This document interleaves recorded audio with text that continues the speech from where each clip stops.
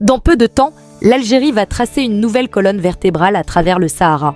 Un axe routier gigantesque capable de transformer le commerce africain, d'ouvrir des portes stratégiques vers le Sahel et de redonner vie à des régions isolées depuis des décennies. Et ce n'est pas une projection, non, ce n'est pas une promesse. Cet axe est déjà en construction. Attendez une minute. Saviez-vous que cette route est bien plus qu'une simple route? C'est le futur couloir économique du continent. Si vous êtes fiers de l'ambition africaine, mettez un j'aime avant la fin de la première minute. Ça nous aide énormément. L'Algérie a toujours eu un rapport particulier avec son sud. Un espace immense, riche, traversé par des routes essentielles, mais trop souvent isolé, difficile d'accès, limité par des infrastructures vieillissantes ou inexistantes. Pendant longtemps, le Sahara a été perçu comme un territoire lointain où le temps avance différemment et où les distances deviennent des obstacles économiques. Pourtant, c'est justement là que le pays a décidé de lancer l'un de ses projets les plus audacieux et structurants. Une autoroute moderne, profonde, continue, capable de relier le nord productif au cœur stratégique du désert. Et c'est là que l'histoire change. Cette décision n'est pas le fruit du hasard. Le Sud n'est plus un arrière-pays. Il devient un enjeu politique, économique et géostratégique. Les frontières avec le Mali, le Niger et la Mauritanie sont aujourd'hui des portes d'accès vers les marchés africains en pleine expansion. Les corridors transsahariens prennent une valeur inestimable. Le Sahel, malgré les défis, attire les investissements autour de l'énergie, de l'agriculture, du commerce et de la logistique. Et plus le monde avance, plus l'Afrique devient une zone centrale des grands échanges du futur. L'Algérie veut être au milieu de cette dynamique, pas à l'écart. L'autoroute du Sud profond a donc été pensée comme une infrastructure de rupture totale. Elle ne sert pas à moderniser une route existante. Elle sert à créer un nouvel axe de circulation, un nouveau flux, un nouveau réseau capable de supporter ce que les anciennes pistes ne pouvaient pas absorber. Des tonnes de marchandises, des milliers de véhicules, des convois militaires, des camions logistiques, mais aussi la circulation civile qui relie les grandes villes du Nord au nouveau pôle du Sud. C'est une prouesse d'ingénierie. Le tracé est spectaculaire. Il relie le centre du pays à Tamanrasset, descend jusqu'à Ingetsam, ouvre le corridor vers le Niger. À l'ouest, il étend ses ramifications vers Tindouf et la frontière mauritanienne. À l'est, il connecte les zones sahariennes vers Ilitsi et Djanet. Le but n'est pas simplement d'avoir une route, c'est de construire une colonne dorsale, un axe transnational qui redéfinit totalement la mobilité dans la région. Sur le terrain, la transformation est visible. Des sections entières sont déjà bitumées, les travaux de terrassement sont massifs, les ponts avancent, les équipes travaillent en continu, les zones autrefois considérées comme trop éloignées deviennent accessibles en quelques heures seulement. À votre avis, en quelle année ce chantier sera-t-il totalement achevé? Laissez votre pronostic en commentaire. Les distances de camp se compressent, les temps de transport diminuent, les échanges se fluidifient, mais ce projet va bien plus loin qu'une route saharienne. Il participe à une stratégie nationale d'envergure. Connecter les ports du Nord au marché du Sahel, donner au pays un rôle central dans les échanges continentaux, sécuriser les flux, dynamiser les zones frontalières et surtout positionner l'Algérie comme un acteur logistique incontournable à l'échelle africaine. La construction d'une autoroute dans le Sahara n'a rien d'un chantier classique. Ici, tout est différent. Les distances, les températures, les matériaux, la logistique, la sécurité, le rythme de travail. Ce projet est une démonstration de savoir-faire, d'endurance et de maîtrise technique algérienne. Derrière chaque kilomètre bitumé, il y a une mécanique gigantesque qui doit fonctionner sans interruption. La première contrainte, c'est le terrain. Le Sud profond n'est pas un désert uniforme. Il alterne dunes mouvantes, plateaux rocheux, vallées asséchées et zones extrêmement dures.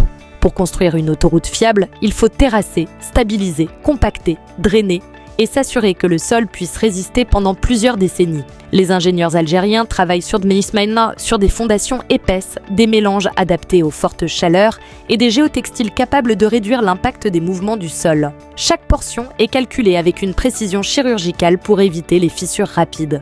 Ensuite, il y a la question des températures. Le bitume classique ne tient pas sous 55 ou 60 degrés. Le projet utilise donc des enrobés spéciaux, enrichis, testés pour résister aux chaleurs extrêmes et éviter l'affaissement. Les travaux se déroulent souvent la nuit lorsque la chaleur descend à des niveaux acceptables pour les machines. Cette gestion thermique est au cœur de l'exploit. L'autre défi majeur, c'est l'approvisionnement. Transporter du ciment, de l'acier, du carburant, des machines ou même de l'eau dans ces zones isolées demande une organisation millimétrée. Des convois logistiques partent chaque jour depuis le nord pour alimenter les bases du sud. Des stations temporaires sont installées au milieu du désert pour stabiliser les opérations. Tout est centralisé, planifié, synchronisé. À proximité de ces bases, des ateliers mobiles assurent la maintenance des machines, tandis que des unités de stockage itinérantes permettent de réduire les temps d'arrêt et d'éviter les ruptures d'approvisionnement, même dans les zones les plus isolées. Mais la grande innovation du projet, c'est l'intégration du numérique. Des drones surveillent l'avancement. Des capteurs analysent la qualité du sol. Des stations GPS permettent de tracer chaque segment avec une précision chirurgicale. Le suivi en temps réel permet aux ingénieurs d'ajuster les plans, de corriger les anomalies et d'accélérer les zones en retard.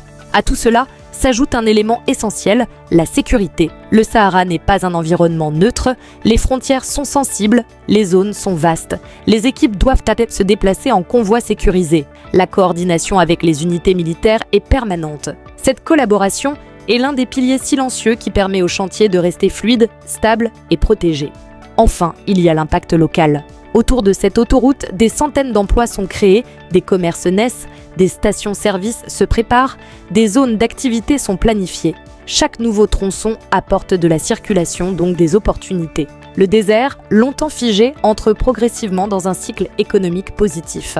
Ce que prépare l'Algérie avec cette autoroute dépasse largement la mobilité. Ce projet est un levier national, un instrument géopolitique, un accélérateur économique. Il redessine la place du pays dans la région et ouvre des perspectives qui, il y a quelques années encore, semblaient impossibles. Le premier impact, c'est l'intégration africaine. Avec cet axe, l'Algérie se connecte directement au Niger, à la Mauritanie et potentiellement au Mali. Cela signifie des routes commerciales plus rapides, plus stables, plus sécurisées. Le pays peut exporter ses produits industriels, agricoles et énergétiques vers des zones qui manquent d'infrastructures fiables. En parallèle, il devient une plateforme d'importation pour tout le Sahel, le commerce se fluidifie, le pays devient un pivot continental. Le deuxième impact est industriel. Une autoroute dans le sud ne sert pas uniquement aux marchandises. Elle attire les zones logistiques, les bases de stockage, les ateliers de maintenance, les entreprises de distribution. Plusieurs pôles économiques vont naître autour de cet axe. Les villes sahariennes deviennent des points stratégiques. Tamanrasset peut devenir un hub commercial majeur, Ingezzam un centre de transit, Tindouf un carrefour vers l'Afrique de l'Ouest. Le troisième impact concerne la sécurité nationale. Une route moderne, surveillée, éclairée, entretenue, permet des déplacements militaires plus rapides. Elle facilite la surveillance des frontières, la lutte contre la contrebande et les mouvements illégaux. Le sud, longtemps fragmenté, devient plus accessible, plus maîtrisé, plus stable. Le quatrième impact touche directement les citoyens. Les déplacements deviennent plus simples, les denrées circulent plus vite, les coûts baissent, les services publics deviennent accessibles, hôpitaux, universités, administration. Une route change la vie, une autoroute en change 1000. Le dernier impact est symbolique. Le désert cesse d'être une frontière intérieure, il redevient un espace stratégique, un moteur, une zone où le pays construit son avenir au lieu de le subir. Cette autoroute n'est pas seulement un chantier, c'est une vision. Une vision où l'Algérie s'affirme, s'étend, se connecte et se projette vers l'avenir. L'autoroute du Sud profond n'est pas un simple projet routier. C'est un repositionnement national, un nouveau souffle pour le désert, un corridor stratégique qui relie l'Algérie à son avenir africain, un chantier massif qui transforme une frontière en opportunité. Si cette vision de l'Algérie du futur t'a parlé, abonne-toi et active la cloche pour ne rater aucune de nos analyses. Et laisse un commentaire pour nous dire de quelle wilaya ou de quel village tu viens. Ton soutien est notre moteur.